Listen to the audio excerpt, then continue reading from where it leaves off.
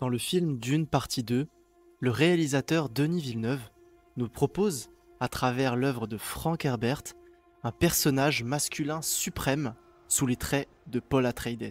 Dans cette vidéo, nous allons définir ensemble quels sont les traits d'un masculin suprême. Elle va donc totalement spoiler le film, mais seulement la partie 2.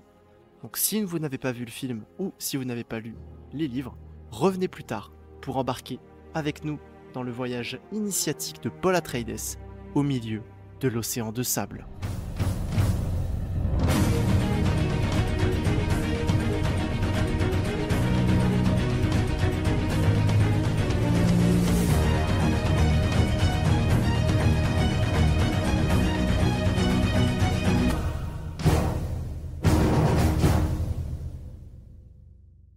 Du film, le personnage principal, Paul Atreides, incarné par Timothée Chalamet, montre plusieurs signes d'incertitude.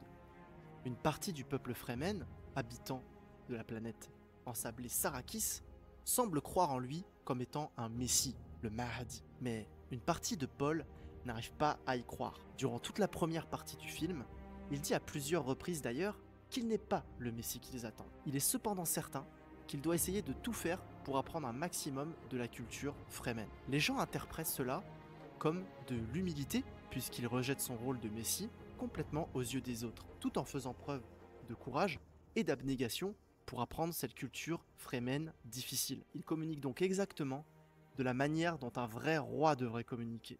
C'est-à-dire qu'au lieu de se proclamer qu'il est roi, il a l'humilité de penser qu'il ne l'est pas. Cela fait écho au film Matrix, quand Neo va voir l'oracle et qu'il commence à agir comme l'élu, au moment où il est persuadé qu'il n'est pas l'élu. Ce qui peut sembler donc comme du doute ou de l'incertitude au début du film Dune 2, est en réalité une remise en question naturelle et profondément humaine du personnage de Paul. En restant modeste, honnête et intègre, il montre des autres traits d'un jeune roi sans devoir le dire.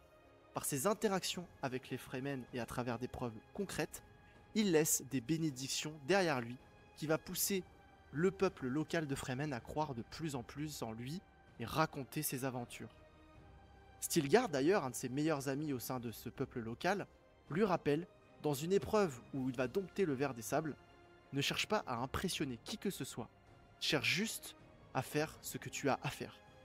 Et cette phrase est très importante pour toute la durée du film, car au final, durant toute cette première partie de l'œuvre, sans prendre la grosse tête, il entreprend son voyage initiatique avec l'envie profonde de se connecter de manière intègre avec le peuple Fremen. Et c'est cette détermination qui va, selon moi, révéler en lui un masculin digne de confiance auprès du peuple Fremen. Dans notre vie de tous les jours, nous pourrions nous aussi faire preuve d'humilité et de modestie sans prendre la grosse tête, même si nous sommes compétents dans ce que nous faisons, et plutôt montrer au lieu de parler. Cette épopée masculine, présentée jusqu'à présent, est possible grâce au soutien des femmes. On va le dire, l'énergie féminine, incarnée par la mère de Paul, Jessica, et sa future compagne, Shani. Elles croient fortement en lui et elles lui font savoir. Durant un des moments très périlleux de son aventure, il doit traverser un désert dangereux et revenir sain et sauf, alors qu'il a très peu de chances de réussir, selon les Fremen eux-mêmes, qui estiment qu'il se lance dans une mission suicidaire. Il trouve pourtant l'aide de Shani au milieu du désert, où ils vont pouvoir se rapprocher et mener la mission à bien. Pendant ce temps-là, sa mère Jessica et même sa petite sœur quelque part vont continuer de croire en lui au-delà de ce qui est humainement possible. Elles vont sans cesse l'encourager et le soutenir pour qu'il devienne la meilleure version de lui-même, en créant de l'espace pour des conversations profondes et encourageantes, mais également en étant proactives pour assurer son triomphe. Elles deviennent d'ailleurs de véritables apôtres d'un message selon lequel le Lisan al-Gaïb, la voix venue d'ailleurs, est de retour auprès du peuple Fremen, avant d'allier de nouveaux partisans à la croyance que Paul est bel et bien le Messie. On retrouve encore une fois ce soutien féminin dans la mission périlleuse où ils attaquent le vaisseau Harkonnen. Avant de définir ce que j'entends par un masculin suprême et voir Paul le devenir, nous sommes maintenant à la moitié du film. Paul semble connecté à son cœur, il est modeste, il a une vision, il est soutenu par le peuple Fremen ainsi que par cette fameuse énergie féminine, sa compagne et sa maman. Donc il est à ce moment-là au même niveau que son père. Un homme droit, de confiance, modeste, mais néanmoins un leader suivi et soutenu par un très grand nombre de personnes. Et c'est déjà exceptionnel comme modèle de réussite. Mais l'œuvre va beaucoup plus loin.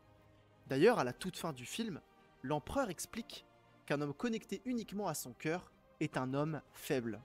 Il avoue même que c'est la raison pour laquelle il a fait tuer Leto Atreides, le père de Paul.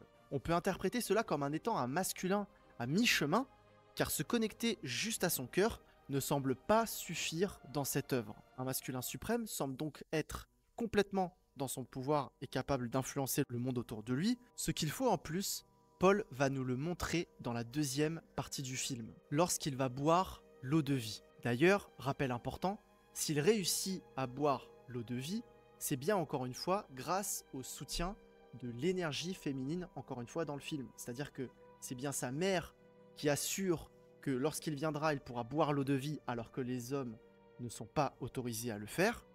Et encore une fois, lorsqu'il la consomme, c'est Chani, sa compagne, qui vient lui sauver la vie. Une forme subtile de dire que sans les femmes, les hommes ont du mal à être connectés à leur cœur, et même lorsqu'ils y parviennent, ils ont encore besoin du féminin pour garder la tête froide durant leur éveil émotionnel. Le féminin soutient Paul, il facilite ses intégrations et il est même présent dans les moments les plus difficiles. À partir de là, Paul Muad'Dib Uzul Atreides, le Lisan al-Gaïb, devient selon moi un masculin suprême, agissant de façon démesurée pour ce qui doit être fait.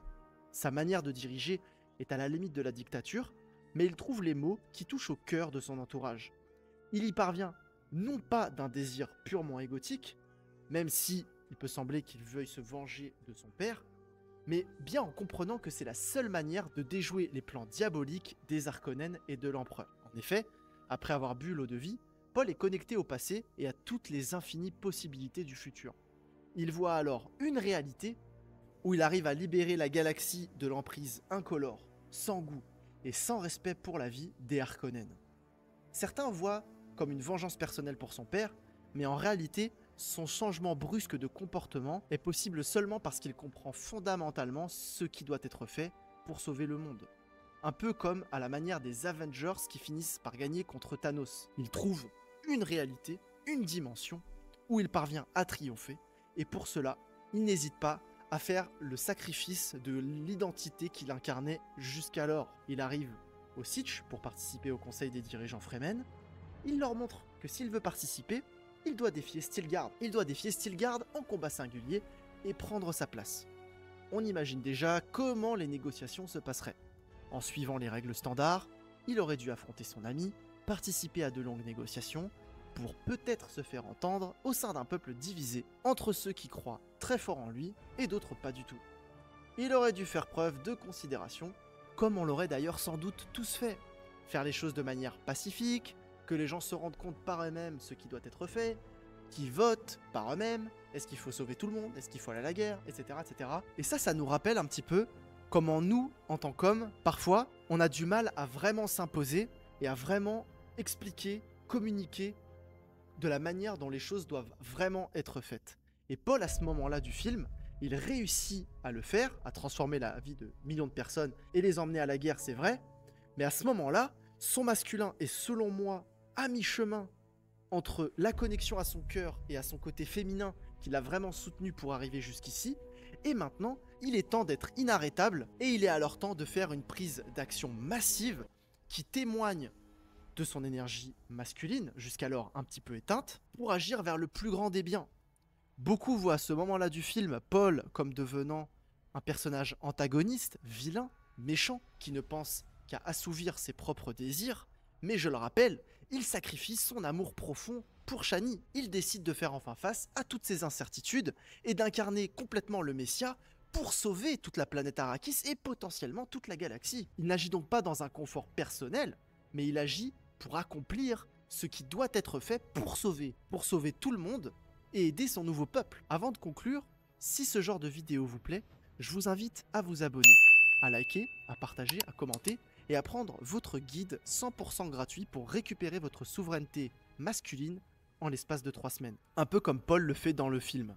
Il a concentré son énergie dans un objectif, l'a fait évoluer à son paroxysme et l'a connecté à son nouvel environnement qu'il a réussi à complètement bouleverser. Et tout cela grâce au soutien du féminin encore une fois. Pour conclure, Dune partie 2 nous montre comment les grands leaders du passé ont fait pour complètement chambouler le cours de l'histoire. On peut voir aussi la problématique profonde du film à travers le fait qu'un seul personnage emblématique, charismatique, peut mener la perte de millions de personnes, voire d'une galaxie entière, mais la manière dont Paul le fait est ancrée et profondément connectée à ses émotions. Il est si en pâte qu'il comprend ce dont le peuple a vraiment besoin et agit de manière complètement démesurée dans son intérêt. Un exemple, selon moi, d'une masculinité équilibrée, profondément sensible, il nous l'a démontré, modeste, honnête et attentionné. Il est soutenu par l'énergie féminine connectée à son cœur, puis prend massivement des actions jusqu'à ce que la matière finisse par se plier à ses désirs, laissant même des bénédictions derrière son passage. Un masculin d'un point de vue superficiel qui semble intéressé par le pouvoir, la conquête ou son succès personnel, mais en réalité, c'est un masculin suprême, complètement au service du bien et de la vie, déjouant un futur en noir et blanc, sans saveur, sans personnalité, sans respect de la vie, et uniquement intéressé par la conquête et le pouvoir. Alliant la force d'un guerrier à la sagesse d'un guide, Paul Atreides navigue la vie avec le courage d'un leader et la sensibilité d'un poète. Il exprime sa vérité finalement avec audace, tout en écoutant le murmure subtil de l'âme, forgeant un chemin où chaque action reflète un engagement profond envers l'humanité. Il agit avec conviction, en bravant la peur du jugement du collectif, et en embrassant finalement pleinement son humanité, en reconnaissant la puissance de l'émotion et de l'intuition comme des guides tout aussi valables que la logique et la détermination. Ces énergies masculines et féminines parfaitement équilibrées démontrent ce qu'est un masculin suprême. Dans chaque geste, dans chaque parole, chaque silence, il tisse un tissu d'interaction qui élève, inspire et transforme le quotidien en un champ fertile pour un futur où la vie gagne, où l'esprit humain gagne vers son plus grand potentiel. Une pure journée et à très vite sur Malentendu.